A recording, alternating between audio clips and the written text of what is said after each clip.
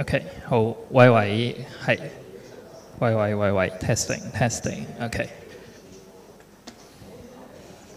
好，咁就各位老師大家好啦，咁多謝你哋抽時間嚟到我哋今日嘅運油通義阿里雲校際新形式 AI 比賽澳門站嘅工作坊啦。咁就我哋今日會同大家去講一講關於高中組我哋喺去做智能題啦，又或者因為我哋叫 agent 嘅時候，我哋有啲咩注意嘅地方啦。咁我哋即係一開始有啲理論啦，亦都跟住會有一啲手作啦。hands-on 嘅一個工作坊啦，咁去到最後呢，咁我哋亦都會示範一下個比賽嘅平台俾大家睇一睇嘅。咁都提一提大家啦，咁我哋今日會有錄影啦，咁然之後稍後我哋完成咗工作坊之後呢，咁裡面嘅 PPT 呢會喺1個星期之後呢就會上載翻喺比賽嘅網站上面嘅。咁如果大家即係有需要去攞翻個 PPT 作為教材又好，又或者自己參考都好呢，咁大概喺1個星期內呢，咁呢份 PPT 就會上翻去喺個比賽嘅官方網站上面，咁就一陣間都會提一提大家嘅，係啦。咁我哋今日就會開始去進行呢個工作坊啦。咁相信見到咁多位老師都有帶電腦嘅，咁一陣間亦都可以去即係去試一試。其實我哋喺 AI， 如果我哋講智能體嘅時候，我哋要做一個提示嘅工程，做一個 prompt engineering 嘅時候呢，究竟我哋可以點樣做嘅？係啦，咁好快介紹一下通義啦。咁我相信大家都可能有已經有少少嘅認識㗎啦。咁通義其實亦係阿里巴巴啦，咁阿里雲咧自己喺2023年首次發布嘅一個大型語言模型啦。即係大家可以諗係好似其他嘅模型咁樣，都係由喺阿里雲自己嘅數據中心上面咧，自己去訓練出嚟嘅一個大語言模型啦。咁發展到依家咧，其實已經去到第3個版本嘅啦，咁一陣間大家就會見到係通義3版本啦。咁佢裏面咧亦都有好多唔同嘅模型，例如講啦，我哋有處理文字嘅啦，處理圖像嘅啦，咁同埋我哋亦都有好多唔同情景底下嘅模型，我哋可以用到嘅。甚至乎我哋依家會講係一啲行業適用嘅，let's say 係講緊教育嘅，講緊醫療嘅。講緊係金融服務或者法律服務，其實我哋喺通義嘅平台上面咧，都有相對應嘅應用嘅程式去對應唔同種類嘅需求嘅。咁呢個就係我哋通義嘅平台啦。咁我哋今次個比賽嘅主題，咁都氹氣提一提，因為都相關嘅，就係2035年澳門智慧城市嘅想像啦。咁希望就係今次可以運用到我哋阿里雲喺澳門喺大概10年前啦，其實我哋都會開始為澳門嘅智慧城市出一分力啦。咁希望去到依家去到交個即係棒俾學生，佢哋亦都可以自己諗下，我哋點樣運用 AI， 特別係運用生成式 AI， 其實可以幫到即係澳門，咁可以去再發展多啲喺智慧城市上面嘅一個諗法啦。咁亦都好快講一講比賽作品要求啦，因為即係同呢個工作坊都相關嘅，係啦。咁我哋需要咧喺高中組上面咧就去設計一個 AI 嘅應用嘅小程序啦。咁我哋一陣間都會俾一個嘅示範俾大家。其實最簡單嘅小程序係咩樣咧？咁我哋就會希望大家可以結合到第一通義千文。第二就係通義萬象，咁係一個係生成文字嘅模型啦，另外一個係文生圖或者圖生圖嘅模型，咁就可以即係去創作有創意嘅小程序啦，同埋可以回應到我哋今次題目講緊智慧城市嘅需要。咁就同學去到最後咧，會有一個聊天機械人出到嚟一個小程序啦。咁而後面就唔係齋一個嘅聊天室嘅啫，佢後面會有唔同嘅邏輯啦，唔同嘅處理嘅能力，咁一陣間我都會同大家講多啲。咁去到最後咧，需要大家一個小程序啦，一個介紹嘅短片同埋一個簡報嘅，咁就去講翻究竟嗰個小程序係做緊啲乜嘢啦。咁而參賽嘅作品咧，就會用3樣嘢進行評分嘅。咁就會係呢3個嘅標準啦。咁第一就係創新性，咁就佔40%，可行性佔30%。咁咁去到最後就會係技術應用佔30%嘅。咁我哋今日嘅工作坊咧就會最主要我哋講翻多少少技術嘅部分啦。因為生成式 AI 咁可能喺澳門政府其實都大力推動啦，咁大家都可能上過唔同嘅工作坊。咁不過我哋都會講翻多少少關於我哋喺亞利雲上面嘅生成式 AI 應用究竟有啲咩唔同嘅地方咁樣嘅。係啦，咁亦都提翻大家啦。咁我哋喺9月30號，咁我哋個比賽平台就會開放㗎啦。咁去到10月31號嘅夜晚11點59分就會截止，咁就大家記得會喺10月31號之前可以遞交作品啦。咁而報名方面咧，其實由依家開始去到10月31號你都可以報名嘅，即係其實你可以即時報名、即時交作品都係可以嘅。咁不過我哋都建議大家啦，因為由於系統處理需時，咁所以都請大家可能早少少報名提交作品，以免可能去到最後，咁大家都會衝上去個網站嘅時候咧，咁可能有少少 delay 去到過咗鐘咧，咁就唔好意思啦，即係交唔到作品。咁所以都請大家可能要預多少少時間去做翻個遞交作品啦。咁就係10月31號嘅。係啦，咁去到最後我哋亦都有幾個獎項啦，除咗即係最平常嘅冠亞季軍之外咧，咁我哋亦都有創新創意程序獎啦。咁同埋喺學校上面咧，亦都有最踴躍參與學校嘅。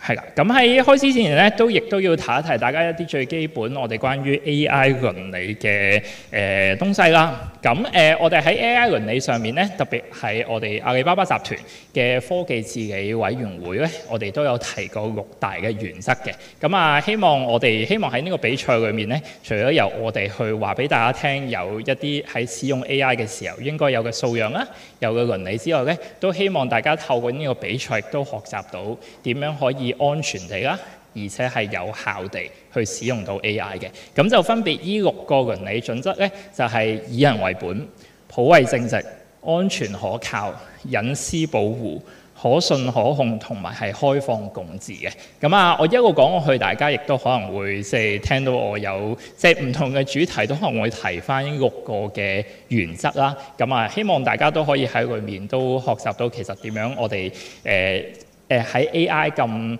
即係強大嘅情況底下，我哋亦都可以安全地使用，特別係老師們俾學生嘅時候都可以去安全咁樣去使用 AI 啦。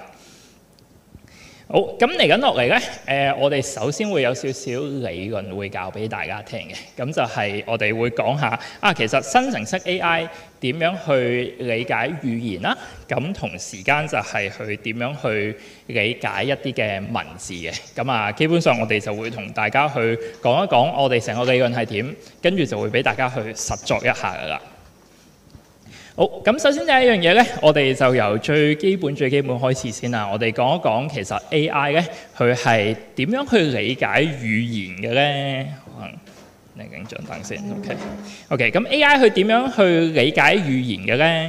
咁咧，你就會見到呢一度咧，其實我哋係一個好簡單嘅一個表示啦。咁當中其實佢後面嘅科技我哋掹走咗嘅，即係中間呢個文字信息去到數字呢個箭嘴，我哋掹走咗好多嘢嘅。講一講明先。咁但係咧，AI 理解語言嘅方法咧，其實佢唔係理解緊文字嘅，佢係理解緊數字。佢係理解緊一個即係數學嘅方程式啦，一個程式嘅。咁但係咧，我哋如果要令到 AI 好似依家咁樣一啲大語言模型，佢哋知道嗰個文字點樣解。例如我哋講緊你同 AI 講 hello， 其實佢點知嘅係同佢講緊 hello 嘅咧？咁嗰個原理就係其實 AI 會將文字變成一啲數字。唔同嘅 AI 模型，佢將文字變成數字嗰個嘅方法都有啲唔同嘅，而呢啲咧，我哋就有一隻字嘅，叫做詞源化，咁就叫做英文叫做 tokenization 啦 ，tokenization， 咁就中文我哋譯咗去做一個叫詞源化，就係將文字變成數字嘅一個過程啦。咁而喺呢個過程裏面咧，其實我哋有唔同嘅模型咧，係會有唔同嘅反應。我哋叫佢做例如好似標點符號咁樣。咁你會見到例如我哋喺通義嘅模型上面，又或者喺其他公司嘅模型上面，佢哋可能會有啲分別嘅。呢度可能有啲細啦。咁但係咧，我哋可能 highlight 少少嘅位置俾你，就係話唔同嘅模型咧，讀取中文嘅方式係有啲唔同嘅。咁就好似咧，我哋嘅形容就係好似唔同程度嘅讀書人咁樣，佢哋用標點符號其實佢哋嘅準確都唔同嘅。有人喺中文上面可能會用逗號，會有人用冒號，有人用分號，佢大家個用法都有啲唔同。但係以大型語言模型咧，其實個諗法都係咁樣嘅。咁例如我哋睇一個例子啊，啱啱我哋頭先話模型兩隻字。咁究竟唔同嘅模型讀出嚟有咩分別呢？咁大家可以喺度咧直接見到一個好明顯嘅比較嘅。咁就係如果我哋講模型兩隻字，左邊嗰度我哋分開咗三楷，就係這樣啦、的少啦同埋模型。而右邊咧，你會見到有三個問號嘅喎，跟住就係的、少、模型，分開晒咁多隻字。咁而呢度裏面咧，其實就係代表緊咧，我哋詞源化裏面代表其實去理解唔同概念嘅方式。咁左邊嗰個咧，其實就係我哋通義最新型嘅模型，通義3啦。咁而右邊咧就係一個即係其他公司比較小型嘅模型嘅。咁你會見到咧，其實佢好明顯地。通義3會理解到模型兩隻字，可能佢會有啲意思俾到佢啦。但係右邊你會見到模同埋型咧係分開咗嘅，咁即係代表啲咩咧？代表佢唔係好理解到究竟模型呢兩隻字究竟係代表啲乜，甚至乎咧佢有啲字係解唔到嘅，佢會變咗問號嘅。咁你就會見到其實我哋喺選用 AI 模型嘅時候咧，嗰個重要性就喺度啦。你揀咗一個可能唔係好識中文嘅 AI 模型嘅時候咧，佢就會變成佢哋對於理解中文，又或者去俾中文嘅答案嘅時候咧，嗰個分別就會有喺度啦。咁我哋一陣間都會講多少少，其實喺比賽上面大家揀模型嘅時候有咩注意啦。但係個原理就會係原來有啲 AI 模型特別係比較細型嘅，又或者唔係專注喺中文嘅語言模型咧，其實佢哋理解中文嘅能力冇咁勁。之前可能大家唔明點解嘅，我哋淨係會聽A 模型勁啲 ，B 模型冇咁勁 ，C 模型你唔好用咁樣。咁但係咧呢個就係大概後面個理論啦。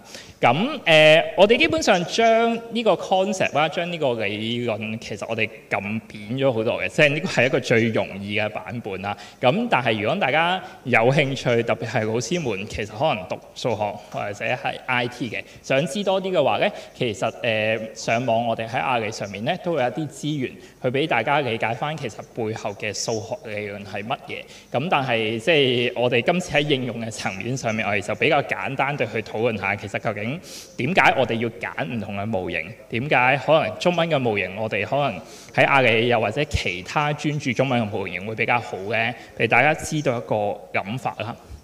OK， 咁而其實唔同嘅模型嘅訓練方法咧，佢係會去使用我哋叫做一個生成基礎模型，英文叫做 foundational model 啦嘅一個方法去做嘅。咁而其實佢個方法係咩嘢咧？就係透過我哋有好多唔同嘅數據，例如我哋講緊有1G嘅文字文件裏面咧，其實可能講緊有1.1億個單字嘅。1G大概係1億個單字啦，咁而我哋例如講外國，可能講 OpenAI GPT 嗰個數據咧，講緊有100萬 G 係啦，或者我哋叫一個 PB 嘅數據啦。咁咧可想而知，其實佢哋裡面嗰個文字蘊含嘅數量係非常之大嘅。咁而我哋有呢件事嘅時候咧，我哋就可以出到我哋一啲叫參數嘅嘢。參數越大，代表其實可以處理到唔同種類嘅文字嘅能力就越高啦。相對嚟講會越慢嘅。咁但係呢一個其實我哋就係叫大型語言模型。點解叫大型？係因為個數字真係好大嘅。佢係收集咗互聯網上面又或者係實體嘅書，又或者係其他唔同嘅數據咧，而得出嚟嘅一個數學嘅模型啦，一個大型嘅語言模型。咁而數據嘅來源咧，其實就好似頭先咁樣啦。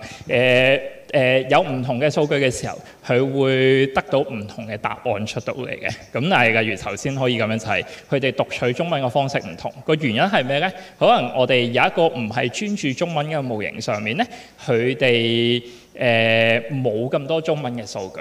平均我哋可能講緊出面 OpenAI 咁樣，其實佢哋中文嘅內容呢，根據即係出面外媒嘅報道，其實可能只係佔緊幾個 percent 嘅啫。咁但係喺專注中文嘅模型嗰個 percentage 嗰個百分比係會高好多嘅。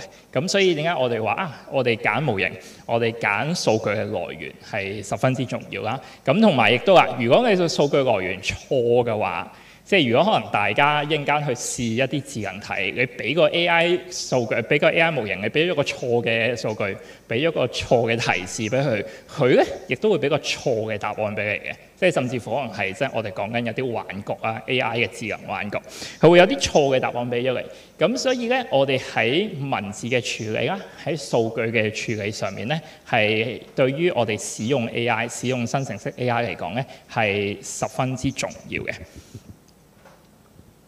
咁而咧，我哋喺後面咧，其實我哋點樣去生成一啲文字出嚟咧？咁我哋其實有一啲唔同嘅數據啦，佢會根據我哋叫做一啲數學嘅算法，一啲嘅 algorithm 去生成咩嘅詞語。而生成詞語嘅方法咧，其實咧呢度啱啱喺下面啦，佢會嘗試咧去將例如你哋嘅 input 啦，一啲 user 嘅問題啦，再加埋一啲生成咗嘅文字。然之後咧，去估計其實下一隻字邊隻字可能會係最有機會係令到個句子會係啱嘅咧，會係令到個句子去 make sense 嘅咧。咁呢個咧就係我哋會叫做我哋用數學算法嘅嘢。咁所以你會見到，無論係模型嘅訓練嘅數據啦，定話係你俾嘅文字，定話你俾入去嘅數據，其實都會影響到究竟新嘅字點樣去產生出嚟嘅。咁呢個咧中間你見到中間其實個箭嘴，我哋又係省略咗好多數學嘅原理啦、AI 嘅想法啦。咁但係即係今次嘅比賽，希望理論都俾大家知道少少。如果有興趣，可以再去理解多啲啦。甚至乎咧，其實我哋會講緊人工智能學習詞語嘅方法咧，係睇關聯性嘅。例如我哋咁樣講啦，呢邊有隻狗，即係呢邊呢個點代表狗啦 dog 啦，咁呢邊就係 cat 啦，咁一個嘅寵物嘅類別咁樣啦，我哋叫做。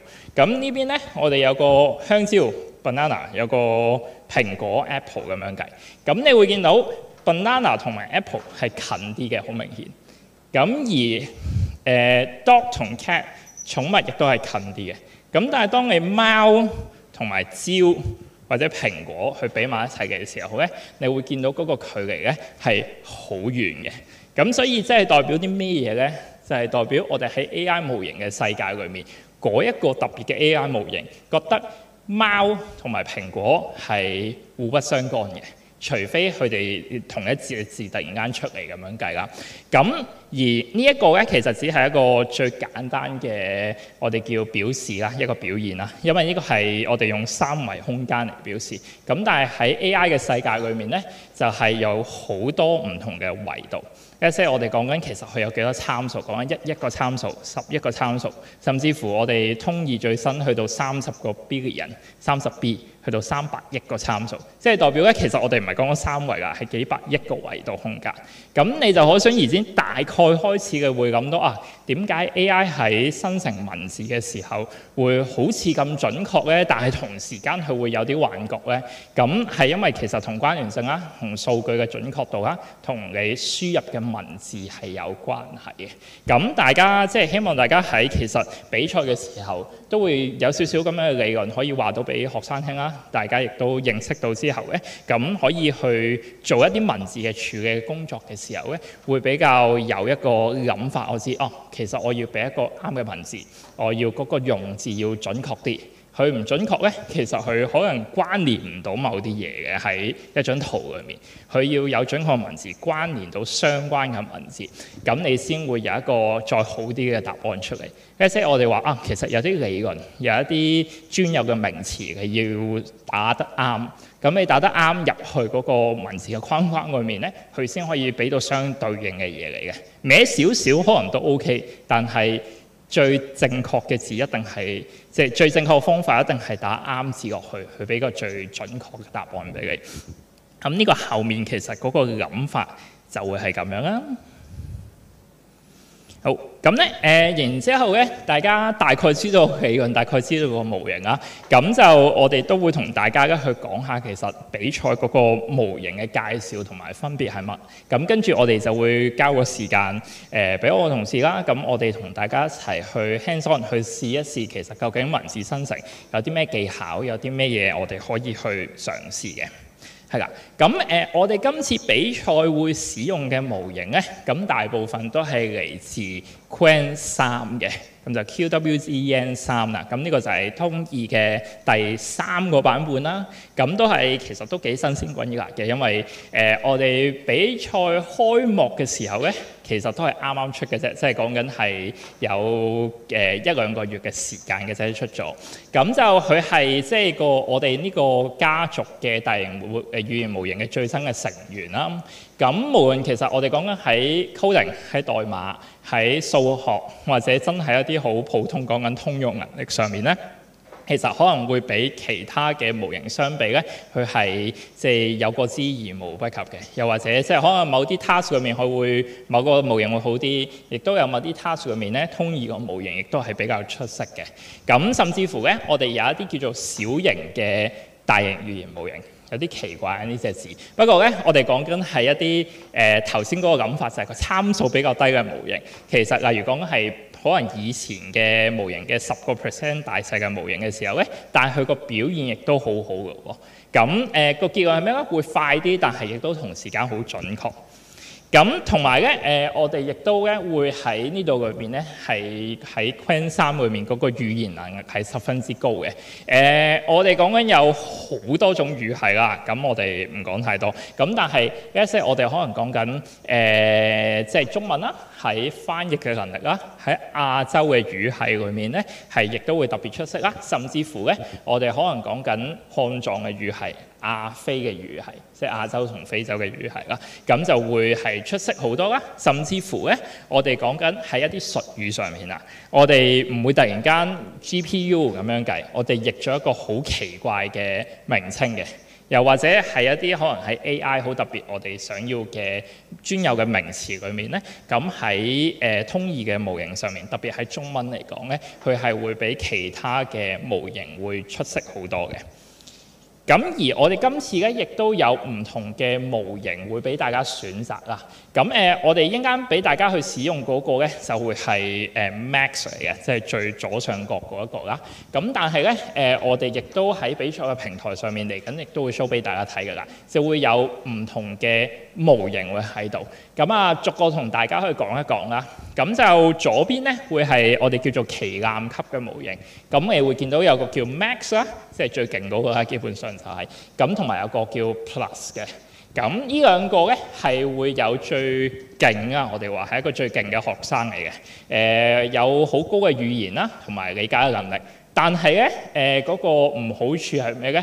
佢係叻嘅，不過佢慢啲嘅。如果比起其他嘅模型嚟講，咁適合一啲複雜我哋去處理一啲語言，呢一些我哋可能講緊係專有嘅名詞，一啲複雜啲嘅科目咁樣嘅嘢啦。咁而第二個咧，我哋叫佢做快速回應嘅 Qwen 3啦。咁係咩嚟嘅咧？我哋會有一個叫 Qwen Flash， 顧名思義真係快啦，快如閃電咁嘅款。咁同埋有一個叫 Turbo 嘅。咁呢兩個咧就會係回應速度十分之快嘅。但係嗰個嘅 trade off 係啲咩嘅？就係佢個理解能力會比 Max 低啲啲嘅。係咪低好多咧？唔係，但係咧係會低少少嘅。覺唔覺眼可能去到某啲嘅題目咧，會覺得我始終都要用個 Max 好過用個快嘅 Flash 嘅。咁但係適合啲咩咧？如果你係短嘅快嘅回應嘅話咧，你就可以用到呢兩個模型啦。咁同埋去到最後咧，我哋有啲叫做多用途嘅 Qwen 3嘅模型。咁裡面係咩咧？有一啲圖像嘅處理能力啦，有一啲特別嘅語言嘅處理嘅能力嘅。我哋玩呢個用途係咩咧？就係可以將唔同嘅 input、唔同嘅輸入變成一啲統一而且係有系統嘅輸出一啲嘅 output。咁再放入，例如我哋放翻入左邊嗰個模型去做處理咁樣嘅。咁呢度下面有咩呢？我哋有個叫 QuenVL Max，就會係圖像處理嘅。咁喺我哋嘅命名裏面呢，你會見到 VL 兩隻字呢，就係代表 Visual Learning 嘅，即係其實就係一個視覺嘅模型啦。咁同埋呢，我哋有一個叫做Qwen 嘅 MT Machine Translation 機器翻譯。咁即係代表咧，其實佢理解唔同嘅語言，特別喺翻譯上面呢一個語言咧，呢個模型咧係特別出色嘅，佢可以處理例如頭先我哋講緊好多國語言，講緊百零個語言嘅一個 translation。你無論俾咩語言佢，你將佢轉翻做中文，其實佢都會可以係比可能隔離嗰啲模型咧快啲，甚至乎準確啲嘅。咁所以咧，我哋喺比賽裏面咧會提供呢6隻模型俾大家去選擇啦。咁而裏面咧，我哋都要提一提大家選用適當嘅模型咧，亦都好緊要嘅。亦都咧，我哋喺考慮比賽作品嘅質素嘅時候咧，亦都會睇其實究竟大家係咪選擇一個適當嘅模型咧？我哋講緊有3件事嘅，睇速度啦，睇內容嘅深度啦，同埋睇你係咪用得啱，嗰個用途係咪用得啱。咁因為我提多少少就係前面咧嗰個模型，左邊嗰兩個嘅模型咧，我哋淨係做文字嘅啫。如果你要做圖像，例如我哋可以 cap 張圖，我哋有個螢幕快取咗張圖落嚟，咁然之後跟住去揾個 AI 問啲嘢嘅時候咧，左邊嗰4個模型做唔到嘅。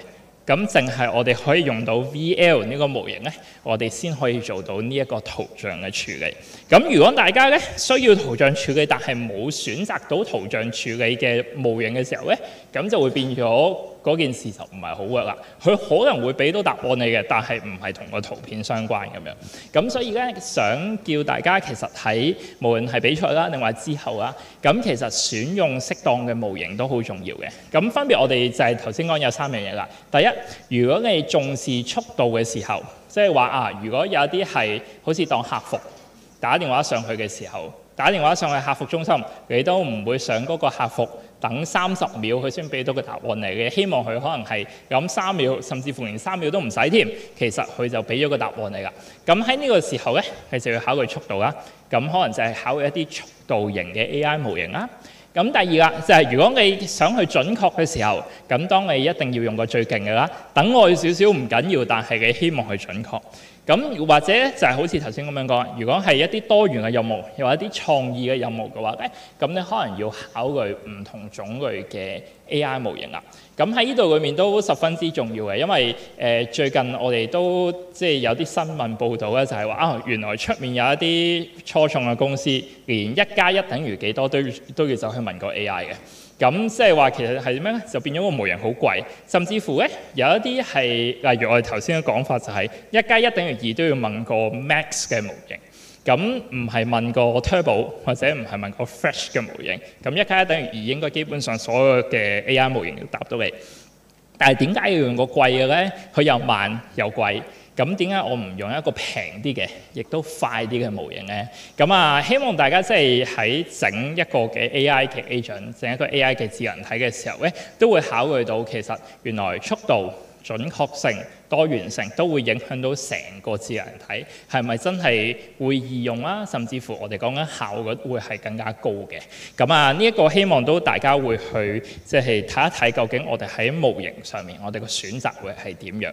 咁跟住落嚟咧，咁我就會交俾我嘅同事啦。咁同大家講下其實我哋會登入去通義個網站度㗎。咁俾大家去試一試，其實我哋喺生成式 AI 上面頭先講咗文字，講緊啲理論，究竟我哋點樣去操作？其實一個 AI 令到佢會俾到你想要嘅答案俾你嘅。咁我將個時間交俾我同事。咁同樣時間咧，咁大家亦都可以打開佢嘅電腦啦。咁準備去 log in 呢個通義嘅平台嘅。有。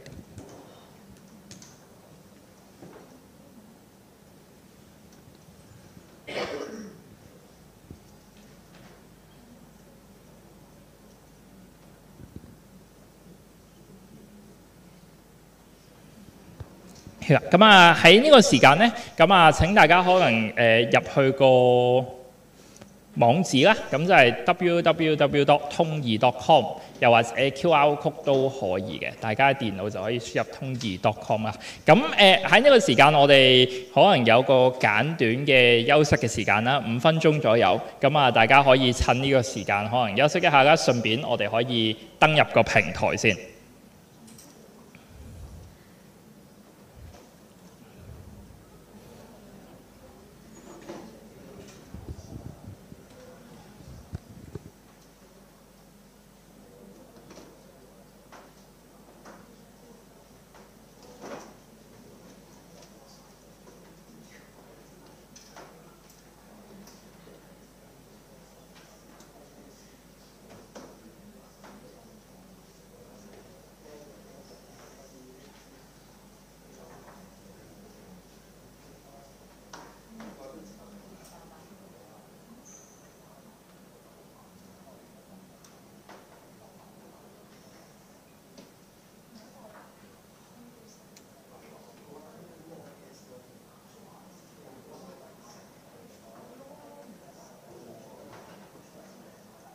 咁啊，提一提大家啦，如果需要用 WiFi 嘅話咧，咁可以即係科學館嘅同事就可以用 Guest 嘅 WiFi。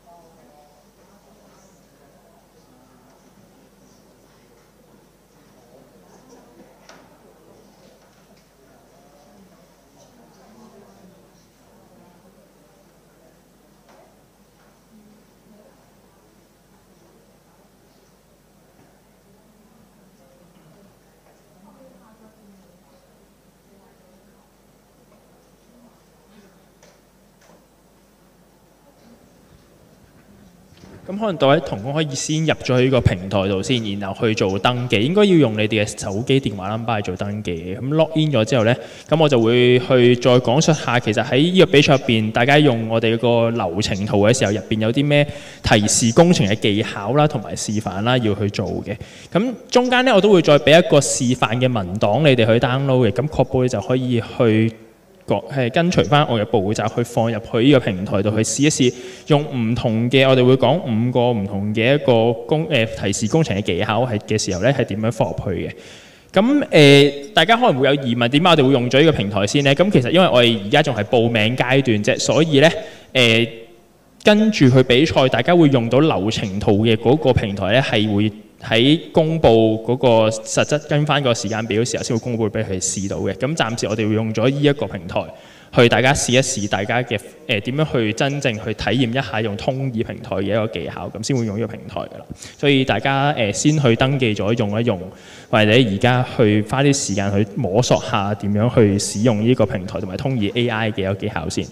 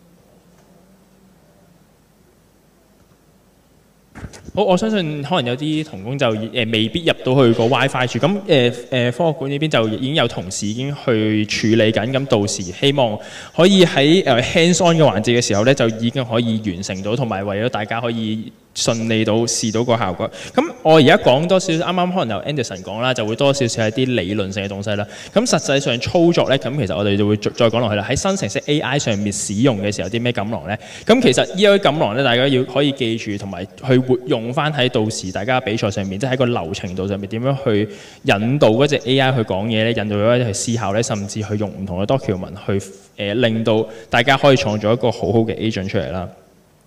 咁可能最簡單嘅正常一隻agent 會出現嘅諗法係點咧？就係你哋 user 啦會有個提示嘅字眼啦，即係我哋會講叫做 prompt engineering，就係一啲提示工程嘅東西啦。佢打咗入去之後咧，就會放入去一個生成式 AI，即係我而家用緊通義嘅平台同埋一個 Green Model 啦 ，Green 3 Model 嘅一個阿里巴巴 model 啦，然後佢會俾個回覆你，咁直至佢呢個係無限嘅一個 looping 咧，一個循環咧，就可以去做到一個生成式 AI 㗎啦。咁其實最簡單一個提示工程有3個嘅方法嘅，第一個啦，零樣本提示法啦，第二個小樣本提示法，第三個思維鏈提示法啦。咁接下來我就會講下呢3個咩分別啦。咁我估零樣本提示法，大家從字面解釋會知得到啦。最簡單嘅就係平時可能大家我要去做一啲翻譯嘅時候，譬如我要將一個客戶一個同學仔嘅 email 去翻譯嘅時候咧，直接放咗去一個 AI 上邊去做翻譯咧，咁呢個咧就係叫零樣本嘅一啲提示法啦，即係你冇俾任何嘅東西佢，冇俾任何嘅參考資料佢嘅，直接可能問一樣嘢，佢一問一答，即係呢個係零樣本嘅提示法啦。咁可能你就會問有啲咩同其他有啲咩唔同咧？咁其實佢回覆翻嚟嘅時候咧，可能有啲會空泛啲啦，甚至係未必去等於你想要知道嘅答案嘅，可能或者甚至係一啲答案咧係 AI 自己去作出嚟嘅效果啦，即係可能啱啱 Anderson 講有啲幻想嘅東西咧，佢會去作出嚟嘅，呢個係零樣本嘅提示法啦。咁第二樣嘢嘅小樣本嘅提示法咧，其實咧就係可以就係會有唔同嘅風格出現啦，或者甚至係有唔同嘅格式，你需要佢回答㗎啦。咁譬如就係好似個例子咁樣講啦，When do I need to file my tax by 啦？即係呢啲咁樣咧，就話俾你聽，其實咧你會有少少樣本，就係話俾你有時間嘅。會有一啲話俾佢聽係由邊個時間到邊個時間啦，佢需要去話俾佢聽啦。咁呢個係會有小樣本提示法，即係可能有一啲文字上嘅東西嘅。譬如可能我去澳門一個旅遊塔，我要點樣去？我淨係想搭巴士，咁你就會街咗佢就話我去澳門旅遊塔，如果有巴士嘅程序係點咧？咁佢就唔會答你有任何其他交通工具啦，可能的士啊，或者係一啲私家車啊等等啲工具啦。咁呢個咧就會係小樣本嘅提示法啦。咁佢會比較切合翻你去想要嘅一個答案嘅時候咧，你需要去做到嘅嘢。咁其實如果你話將佢去比較嘅時候，會有咩分別咧？零樣本嘅你唔會提供一啲好多嘅一啲例子啦、示例啦。咁佢答出嚟嘅時間咧，可能最好嘅時候，可能有啲咩效果、啲咩例子會用到咧？就係一啲可能情感分析啊，或者文本摘要一啲，即係做 summarize 啊。你想我想將呢篇文章去直頭去呢個總結出嚟，咁呢個咧就會比較容易去做嘅。咁當可能你話我有小樣本提示法嘅時候咧，我褪過啲先。係啦，咁可能我要做一啲 brainstorming 嘅，我要去寫啲報告嘅，或者甚至我要寫提案嘅。咁可能有啲已經你知道嘅要求要去做嘅時候咧，一定要去關一個世界性嘅、地區性嘅時候咧，咁呢啲咧你就要需要有一啲樣本話俾佢聽，其實要點樣去做啦。甚至你有特定嘅格式嘅，可能我一定要有前文後理，或者我哋要3段、4段、5段，甚至可能有一啲譬如主旨或者總結嘅，有啲唔同嘅例子你要話俾佢聽，咁呢個就係小樣本提示法啦。咁令到可以出嚟嘅一個效果咧，就更加精準啦。再去到最關鍵嘅方法咧，就係我哋會叫做思維鏈提示法啦。咁呢個咧就其實呢個提示法就係唔可以用一啲一兩句更加清潔，唔係一個簡潔嘅方法去表達啦。咁你會將佢去 break down 一啲唔同嘅細 step 嘅。啱啱你可能見到就係話全部都係文字啦，冇話俾佢聽其實佢嘅思考模式啦。咁呢個提示法係最重要一樣嘢，就係話聽你需要個 AI 去判斷第一步做啲咩，第二步做咩，第三步做咩。咩。如果唔係咧，佢就會去用佢嘅思維模式，就唔係用你嘅思維模式，佢認為啱嘅方法去處理啲問題啦。咁譬如我就係有個提示法嘅例子啦，就係譬如喺呢個學校入邊有個教學助理啦，需要去解答用戶嘅一啲資訊啦，同埋相關問題啦。咁當你去入咗個提示落去嘅時候咧，佢就會根據翻你需要嘅步驟去啦。咁就首先可能要判斷 ，OK， 佢用家問題係邊個科目啦。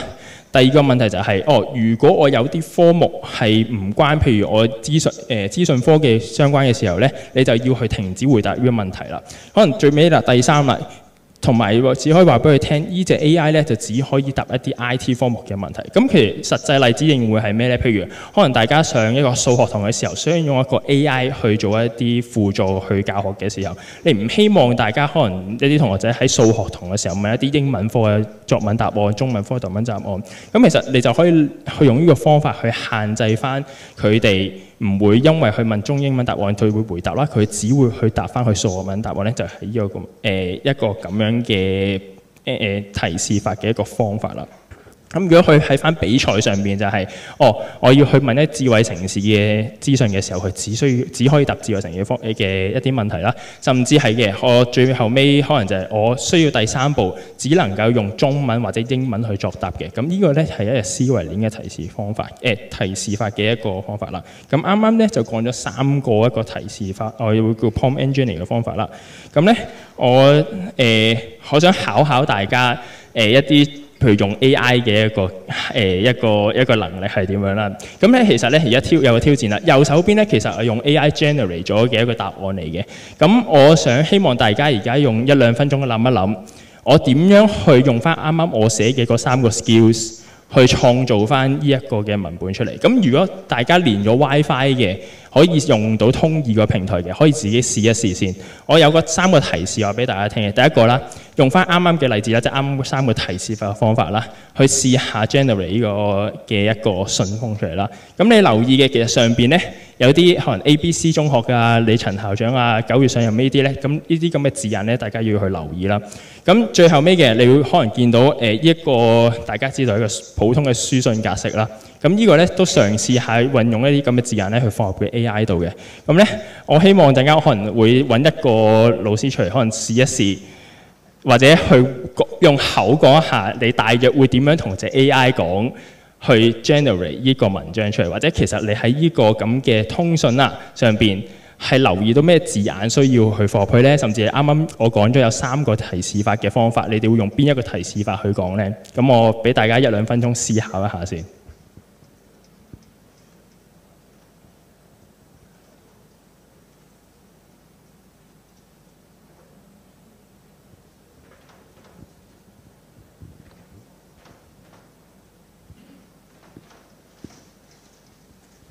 多少提示，大家可以留意下，其實有啲咩字眼要出現呢？咁其實呢個通訊係講緊啲咩，做緊啲乜嘢呢？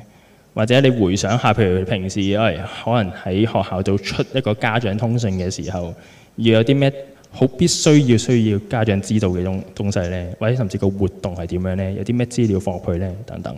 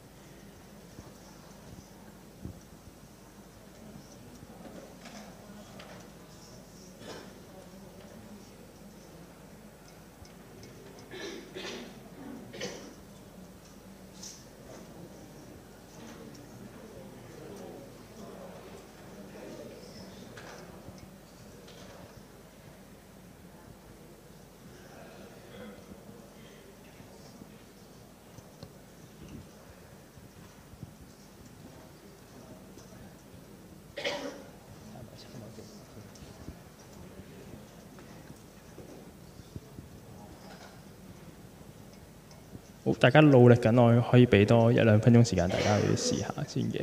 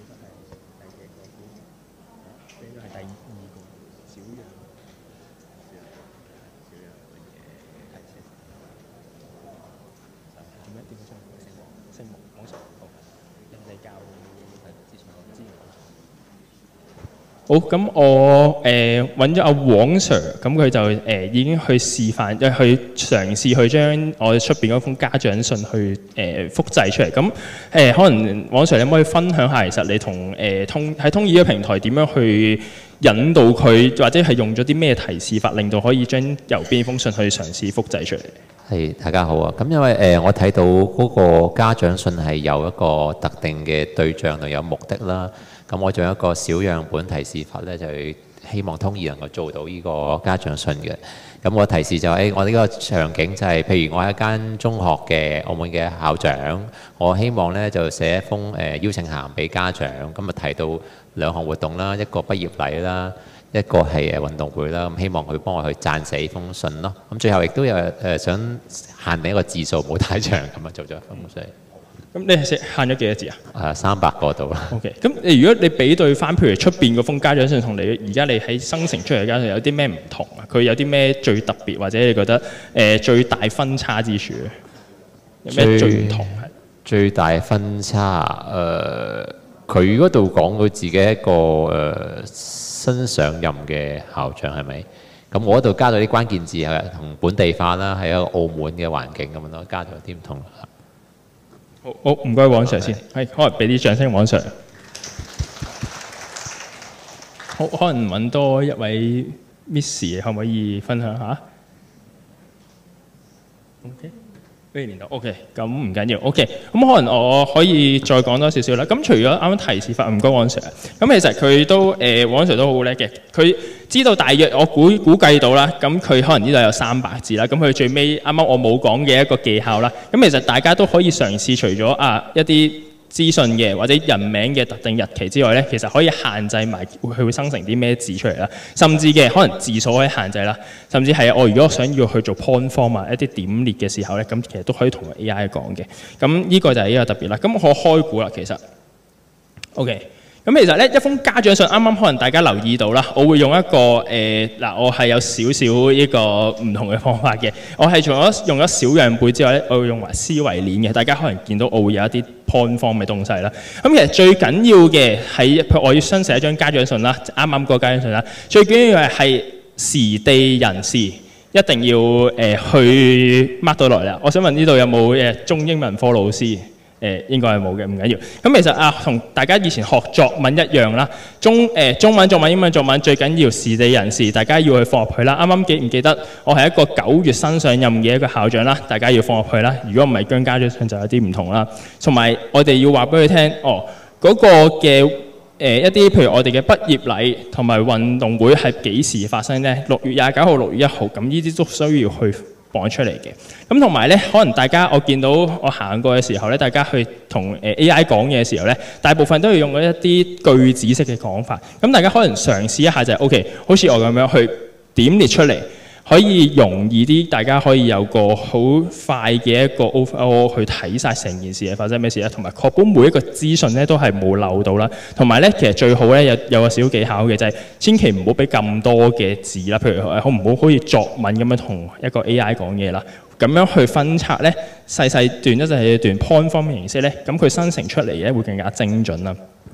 最後尾嘅可能大家見到啦，綠色框框嗰度咧，其實基本資料層事實描述咧，你都可以話翻俾 AI 聽每一個嘅資訊係屬於邊一個嘅一個 category 啦，咁可以去話翻俾佢聽。哦，大約其實基本資訊就係一定係間中學名，即係一定係叫 ABC 中學啦，同埋一定係間長信係陳校長寫，呢啲一定係一定要去確保個資訊係正確啦。咁事實嘅可能就有啲我畢業禮啊、運動會啊，或者其實要提及其實嗰啲嘅活動係需要邊啲同學去參與咧，或者其實要感謝邊啲咁嘅家長咧，都要寫落去嘅。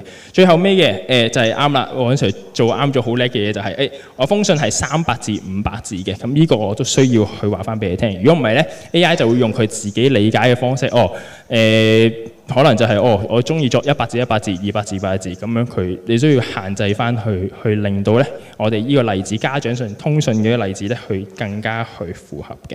咁可能大家試咗最簡單 AI 嘅第一個練習啦，咁我哋再落去咧都係會繼續去講翻其實提示工程嘅一啲技術係點啦。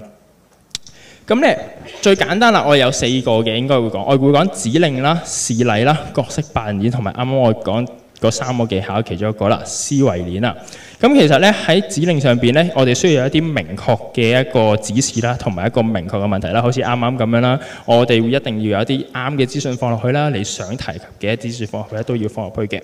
咁同埋咧好似啱啱咁啦，我要 control 佢喺300字500字去回應啦。咁呢啲我哋會叫做喺有啲特定嘅控制啦，同埋喺 Anderson 啱啱講過嘅喺嗰啲唔同嘅 model 上邊嘅控制啦，你需要佢回覆嘅係比較精準啦，需要去閱讀唔同嘅文件啦，甚至佢嘅快慢咧，呢啲咧我哋都要去思考一下、諗一下。咁未來喺比賽上面，我哋需要去用邊一啲嘅模型咧？咁仲有啦，入到去咧，我哋就要有啲咩特定嘅要求咧，同埋要喺用翻每一個模型嘅一個最優勢嘅地方咧，咁去提供一啲指示啦，同埋需要佢回覆嘅時候有啲咩特定嘅要求啦，等等，呢個係我哋指定其中一個啦。好，咁第二個咧係示例啦。咁其實咧喺運用 AI 嘅時候咧，有一啲唔同嘅特別嘅之處咧，同埋一啲 hints 啦，我話。咁其實咧會話俾佢聽，我會俾一啲示例佢。譬如我有個文本就係話，今天嘅天氣太斑啦，我要講積極啲。咁呢個可能話這裏的食物能吃，咁我會中性啦。咁譬如我要消極嘅時候，可能我要回覆。希望 AI 去俾一啲消極嘅文本出嚟嘅時候，就可能這部電影爛透了咁樣。咁其實或者我需要咧，其實話俾佢聽，用邊一個嘅一啲示例模式話俾佢聽。當希望隻 AI 藍色係 AI 回覆啊 ，AI 回覆依有唔同嘅性格或者唔同嘅分類嘅時候咧，我需要佢用邊一個嘅模式去回覆我嘅。咁其實 AI 都可以令到佢有唔同嘅一啲 character 啦，或者佢回覆翻嚟嘅係一啲想要佢希望有專業嘅字眼啦、casual 嘅字眼啦，甚至係用咩嘅角色去回覆你咧。咁呢啲示例我都要去做嘅。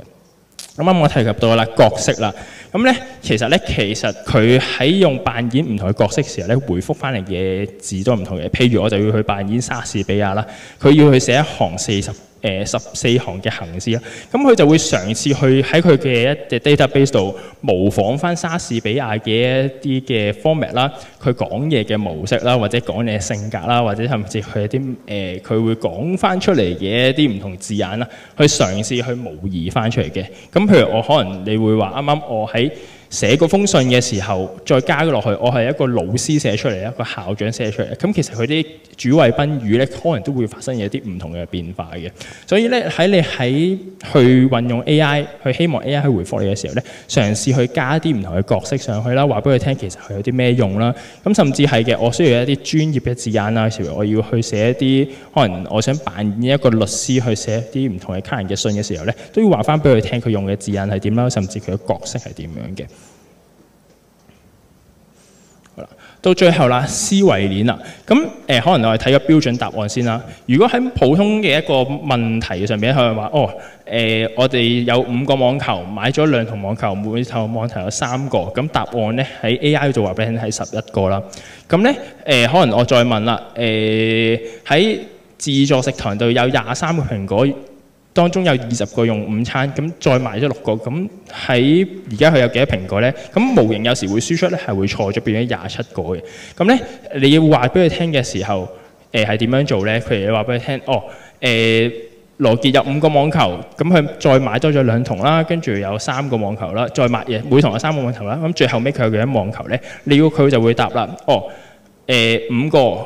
跟住減5個加2個乘3，咁我就係5加6等於11啦。最尾咁其實你就話俾佢聽，唔可以俾佢自由作答啦，要鼓勵佢係推演同埋使用唔同嘅算術啦、數學嘅算術啦，去令到佢更加有效果啦。如果唔係咧，佢就會有機會輸出啲錯嘅答案啦。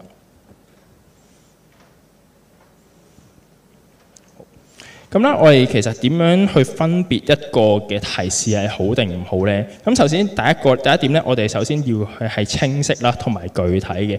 即係點咧？啱啱可能我講過就話，佢一定要有啲排除一啲佢有啲誤會啦，同埋唔可以有模糊嘅，一定要好指定、好確認大家想要啲咩咧，先去令到嗰個答案、嗰個回覆更加精準。我唔知大家有冇試過，可能我要去做 brainstorming 嘅時候，可能大家用 AI， 佢永遠去做出嚟嘅嘢都係唔符合大家嘅要求啦，或者唔符合大家幻想期望嘅一個回覆啦。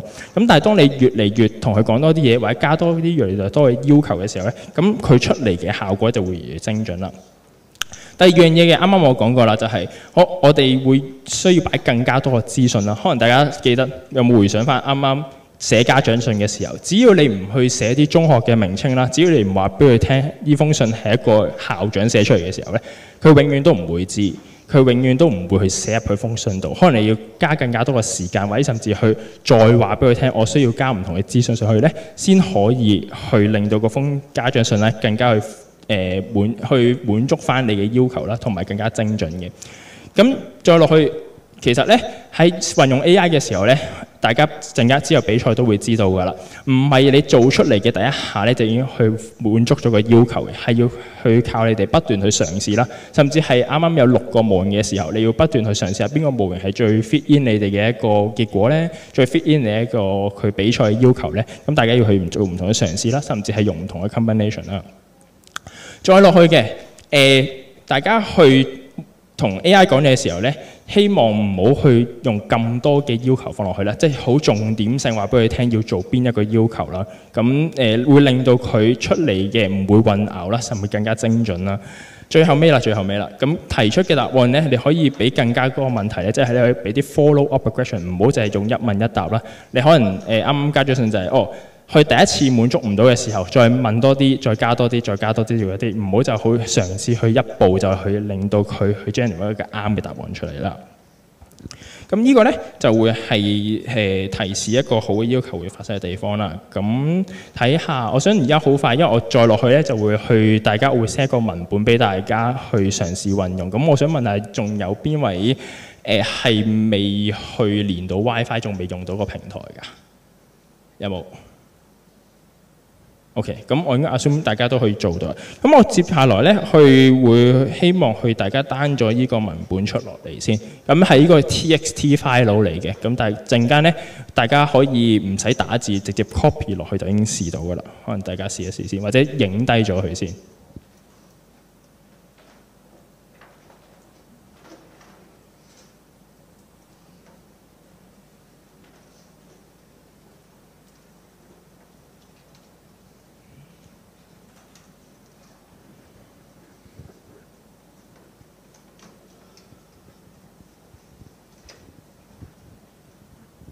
好，大家可以影低咗佢先，係啦。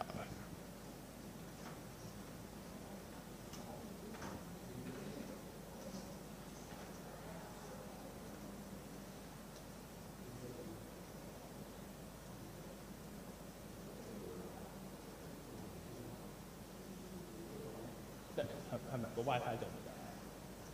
可唔可以舉一舉手？邊個 WiFi 係仲係未得嘅？除咗你之外。OK， 得。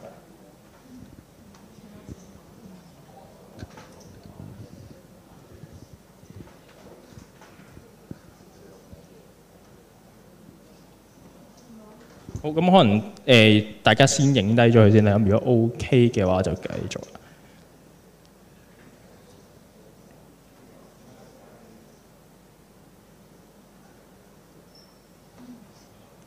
咁其實咧，接下來我會再講咧，其實有5個方法咧，係可以令到大家同 AI 講嘢咧，會更加再精準嘅。除咗啱啱嗰3個提示法之外咧，其實我可以將我哋嗰個 prompt engineering 嘅方法 break down 再去打分細分嘅。咁第一個咧，我會叫 TAG 啦、tag 啦，即係我會叫任務啦、行動同目標嘅。咁我例子一就係、如果我想創建一份報告，個目標係我嚟做一啲義工啊同活動嘅。咁中間我嘅行動係要包含一啲上年嘅一個投資回報嘅數據率啦，或者最尾咧，我希望佢 output 出嚟嘅目標係就係其實我嘅目標就係同利益嘅相關者去説明我哋投資嘅表現嘅。咁呢個好TAG 嘅方法嘅好處係乜嘢咧？第一點就係清晰啦，同埋有重點啦。大家知道或者 AI 會知道其實佢係要做啲咩任務，佢要去講一啲咩嘅資訊出嚟啦。第二點嘅。因為佢比較短、比較簡短啦，咁佢會容易啲去創作出嚟啦，甚至係咧佢可以更加去快捷，就已經可以令到個 output 出嚟啦。咁同埋最尾嘅，因為你會俾咗任務行動同埋你理想嘅目標佢啦，其實咧佢就會可以去你已經本身定義咗目標係乜嘢啦。咁佢 AI 去生成出嚟嘅時候咧，就會同你嘅期望嘅一個結果咧更加一致啦，同埋提高實用性啦。咁但係嘅TAG 可能你得3步嘅時候咧 ，AI 會出嚟嘅結果咧可能會有啲簡潔啦，甚至係其實咩係叫做投資回報率嘅數據咧，你有冇俾一啲唔同嘅例子佢咧參考佢咧？咁呢啲咧就未必佢會處理到啦，就可能會更加複雜。即係呢啲如果你需要佢更加複雜嘅一啲數據咧，就要去俾提示佢啦，再。咁同埋嘅你會見到淨係目標啦，就話俾你聽，需要有個投資表現係點咧？咁佢回覆嘅時候咧，真係會剩翻一個投資表現嘅，咁其他嘢咧就唔會答你啦。咁呢個係 TNG 嘅一啲優點同埋缺點啦。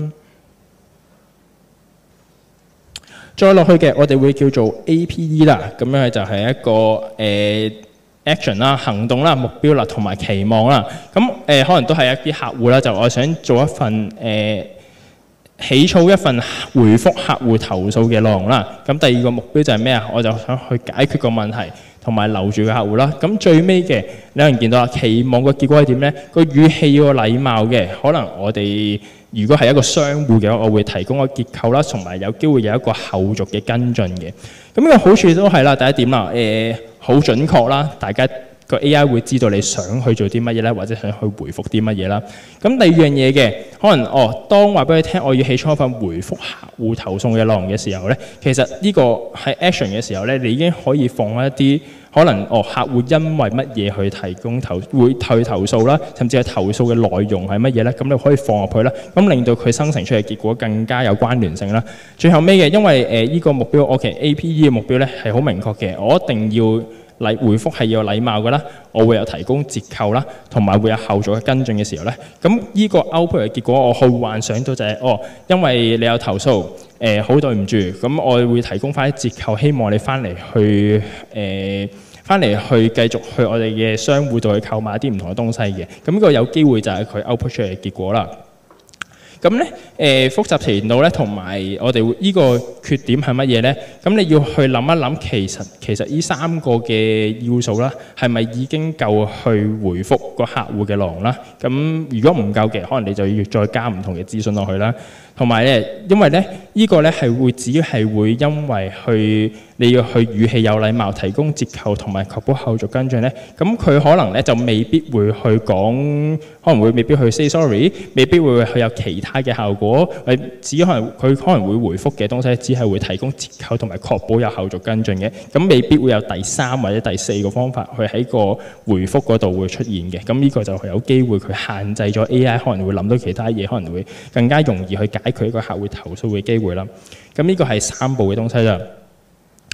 咁我再落去嘅CARE 啦 care 啦，咁首先我會有一個上下文啦，即係啲 context 我會去 copy 落去啦。第二樣嘢嘅，我哋會有行動嘅，即係個 AI 需要去做啲乜嘢啦。最尾結果我哋要去 AI 去生成一啲咩出嚟咧？咁示例啦，好似就話俾你聽，啱啱佢需要一個乜嘢嘅一個形式去回覆你咧？咁可能簡單啲啦，可能示例就係有一個社交媒體網站上邊嘅平台用戶率嘅互動率下降緊，然後我就要去 AI 去分析呢個用戶行為嘅流失點喺邊度，即係佢點解會去流失啦，或者甚至佢有啲咩用戶用咗之後去令到佢會流失啦。跟住第三個 R 啦，我要 AI 去做啲乜嘢呢？我就去提出一個增加用戶互動嘅一啲策略啦。可能我會俾幾點佢啦，或者最尾嘅我需要一個咩嘅事例？可能其實我係需要去做一個報告話俾佢聽，可能會擺上級聽。點解會流失同埋個解決結果係點呢？咁我哋呢個呢就係嘅 CAR 啦，CARE 啦。